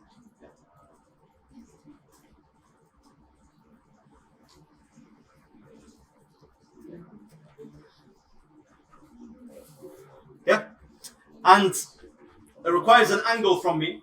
So we're all familiar with degrees, but there's also a different unit for measuring angles called radians. This is the default version. So if you don't want to use radians, then you just look for a radians component. Yeah. And let's say we want to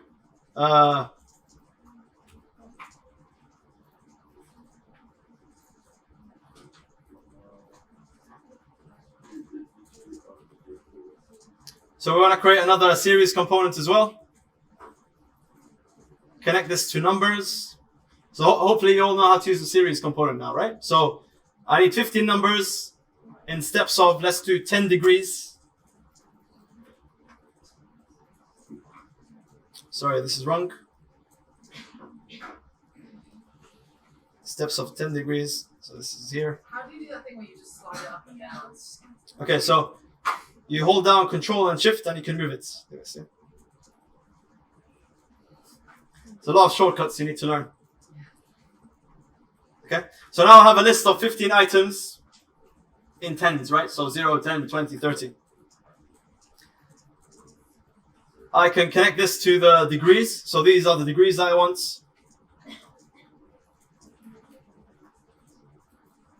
This is not going to be the same because this is radians units. Okay, so you can look up radians later on. Okay, it's a way to measure angles. But for the sake of our exercise, we're just applying these degrees, right? So I want to rotate each floor by 10 degrees here, right? So 10 degrees, apply it here. And then you can see how it's been applied, right? And then I can go back and connect it to the loft.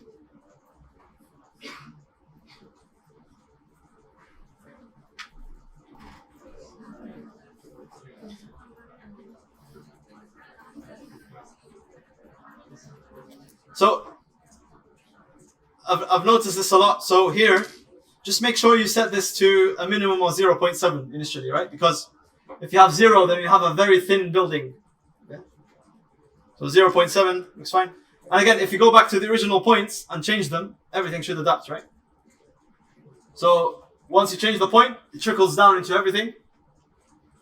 And if you go back to the number of floors, you should be able to just grow it like this and change the distance between the floors, right? If you want to record your building dancing, you can also do that here. So what was the first thing you changed just now? The 0.7? What was that?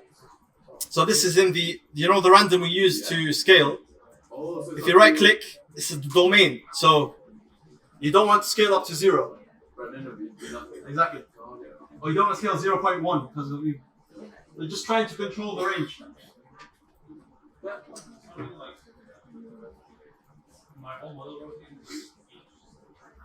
That means you have one value. You don't have a series. Right? So here,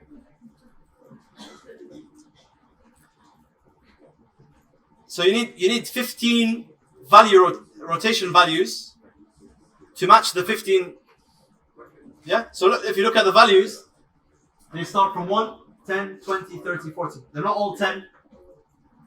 So the start is 0, the end, which is the increment, is 10, and the count is 15. So the original 15 slider we used. Yeah? Values? In?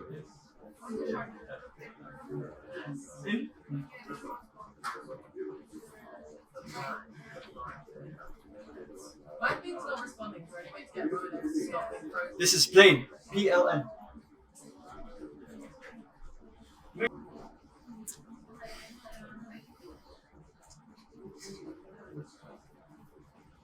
By the way, this is the book I mentioned you should look at for the NURBS stuff. It's called Elements of Parametric Design. Okay?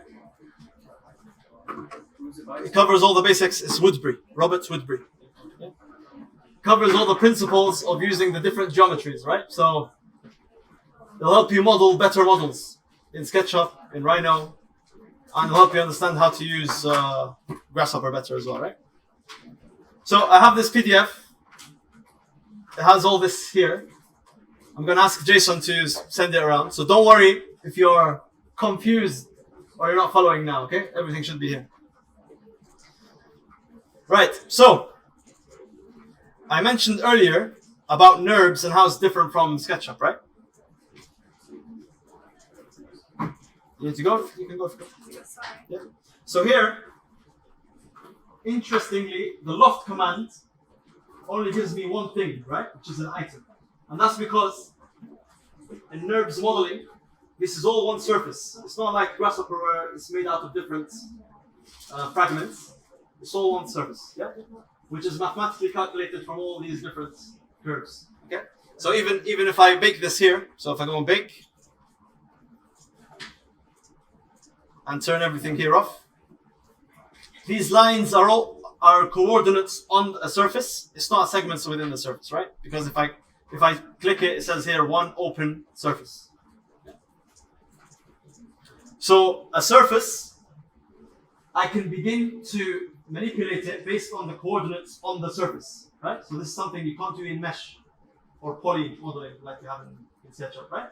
So if you think of just a Cartesian grid, X and Y, this is a grid, but it's wrapped around, it's distorted, right? So I can access, if I ask Grasshopper, well, if you ask it, it won't do anything, you have to do it. If you model a query where you say, I want the center of the surface, it'll find it for you, right? Because everything, all the data is stored here in terms of local coordinates, yeah? And that's because it's NURBS and not poly, yeah? That's why you need to learn the principles of NURBS modeling. Okay, so if this is one surface and it has a local coordinate system, I can begin to divide it. Okay, so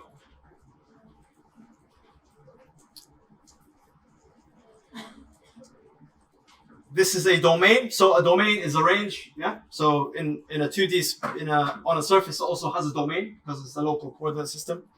And U and V are divisions on that surface, right? So I'm just gonna keep it as 10 for now.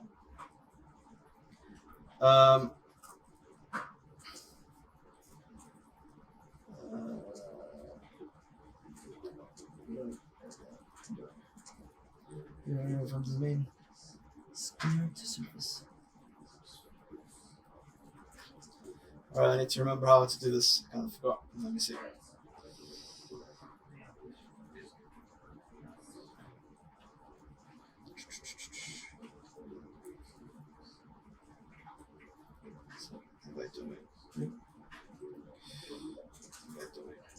So we don't want this one, sorry. So it is this. Domain, surface box.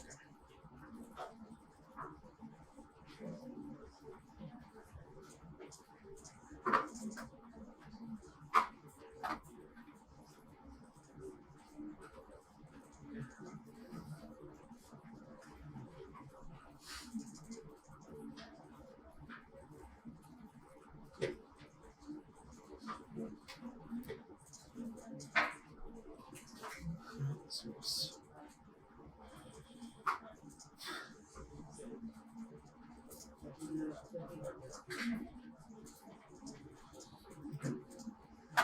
So if I delete the original, the baked geometry, and I turn this off, I can, because it's one surface, I can segment it, right? If something segmented, I can't make it into one surface, or it's difficult to make it into one surface. So you can begin to see how it's all about mapping the principles, right? So we started off with 5 points, and now we've created everything. So it has a knock-on effect. So once we have a surface, we can begin to design a facade for this building by just working with the information on the surface we created at the end, right? So if we take a loft, we divide it into 10 and 10. So I can do these can be 13, for example, here, and you can see it changes. And I can map boxes onto the surface, right? So this will make a bit of sense in a second. So let's say I have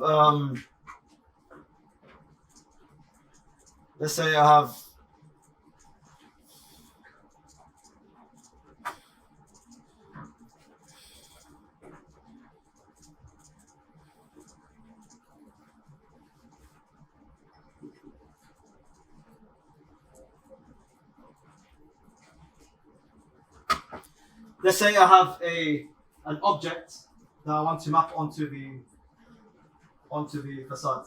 Okay. So this can be whatever object, right? But I'll just start off with something like this. And then I use a bounding box here.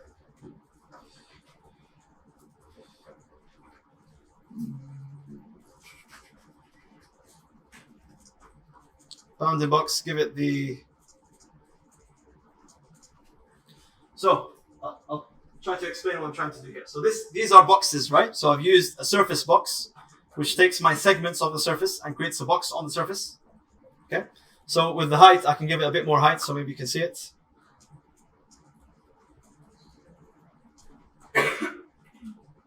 Is that clear? I have different boxes here. Yeah. So you can see I already can start playing with ideas of structure, etc. with this. And I'm creating an object here, and I'm creating a bounding box. So the idea is that I take this object with the bounding box, and I can morph it to fit within my surface here. Okay. So 2 boxes. I'm morphing this box into here, containing the geometry within it. So the geometry will also get morphed. Yeah. Let me finish this, and then we can take questions. Okay. So bounding box, and then we use. So the command here is called box morph. So box morph. So I take my brep. So this is the geometry I want to morph. This is the reference. So the bounding box here, and the target is here. Yeah. So now I can start doing stuff like this. Because I can divide the surface, because I have a local coordinate on the surface. I can go back here, change this. So if I change this to 8, you'll get bigger components. If I change this to, I don't want to change it to a large number, but let's say 15. So you can see here now, okay, there's a bit of a delay, right? So I just need to keep in mind sometimes that what I'm asking to do won't be able to compute in a second or two. Sometimes I need to be very patient. Okay. At the end, I can bake this. Done. Let's see what.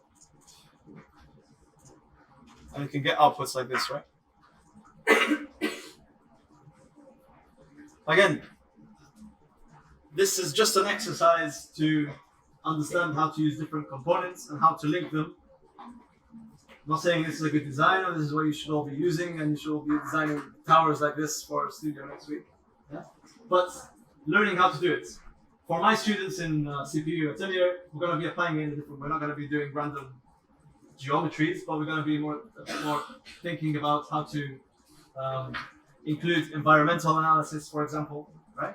Or how to include elements of privacy, how to include different geometries that link to design ideas. So spaces of flow, spaces that are static. Yeah.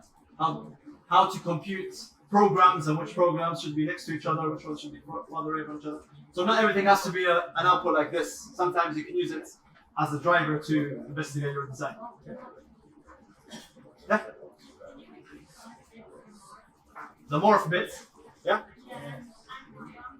Are you here? Yeah. Are you here with the last surface? Yeah. Yeah. Just 1 second. So you have to bake that, right, into another B rep? Yeah. So what's that B rep? It's down there. This one? Yeah. I'll show you in a second. So, are you here? Yeah? Okay. So, I mentioned this is one surface, right? With a local coordinate system. I need to use this called divide domain. Yeah? So the domain is the range of coordinates on the surface and I want to divide those. I use the domain, which is the surface, and I choose the divisions in the vertical and horizontal axis of the surface, right? And this gives me segments here. So you can say here, if you look close, U and V are the X and Y for the surface. So it tells me the first surface is from 0 to 144 on that surface, right? So it's giving me the ranges here. And then this is a surface box. So it takes that segment and makes a box from it. Okay? Have you reached here? Okay. Right. So this one, you probably hear. So B-rep, this is the surface I made. Well, this is the object I made. You can make anything here, right? So let's try doing something else, right? So a rectangle.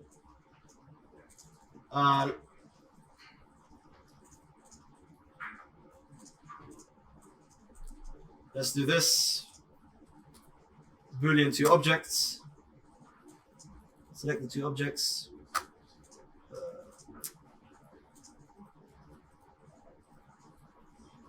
Boolean difference. This. Right?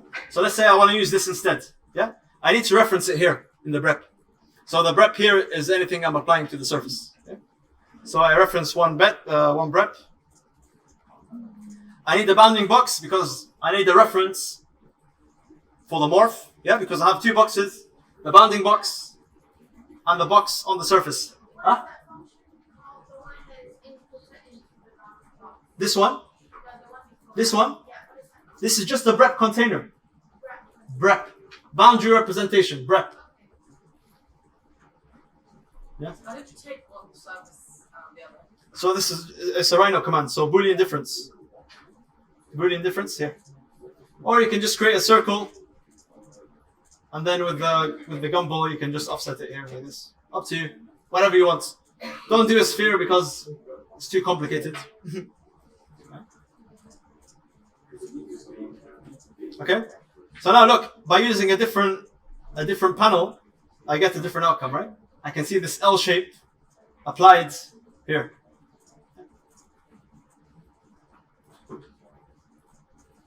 And then I can always go back and change this here. So I can bring this here, set one BREP.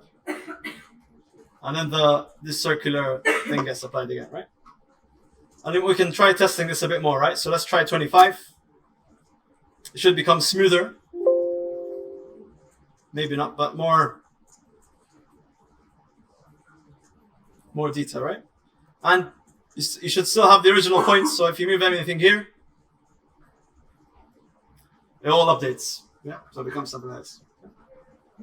So you can see with the tweaks, one simple tweak will have a drastic change, right? And this is where the idea comes about exploring iterations. So once you have the system, once you've designed your system here, this is a very short script, by the way. Yeah, you can get a lot bigger. Then you can start testing different options with the click of a button, right? So what happens if I do this? What happens if I do this? And you can even compute performance criteria. So is this more sustainable? Is this more, volumes, floor area, carbon emissions, whatever. Yeah, whatever you decide to include. Yeah.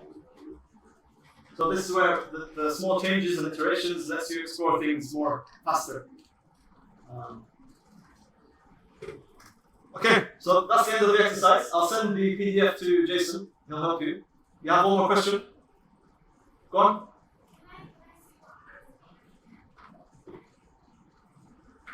So surface box, whatever you want to apply to the surface, has a bounding box, B box, bounding box. This. And then this is called box morph. Yeah. Is that working? Sorry, for the bounding box again?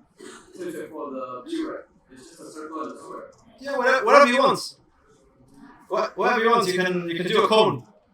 You can do a cone, set one BREP, and then you have a cactus coming out, right? So just give it a second. See? So there's a reference box, and it distorts everything within the reference box to fit the surface box. Yeah? Because the surface box is not a perfect box. Right, we're gonna call it an end for the exercise. I'm happy to go around and have a brief chat. Okay? Anything you want to clarify about the use of Grasshopper? Because again, next week we're building on this, right? So ideally, I want you to save the model because we're gonna try to use it. We're gonna try it, yeah? Because some of the models, you don't have to include the facade, right? Just as long as you have a parameter to control rotation and size, that's all you need, right? Just a simple model. Is it the same as the PDF? The steps? Yeah, but without the facade stuff. You don't have to do the box model. Okay. Yeah. We'll build one from the beginning next week. Don't worry. Ignore it. I'll build it. Yeah. No, I'm saying because I want to build another one anyway because it'll work better for the next tutorial. Okay, so it's all. Just, yeah, we'll start from the beginning.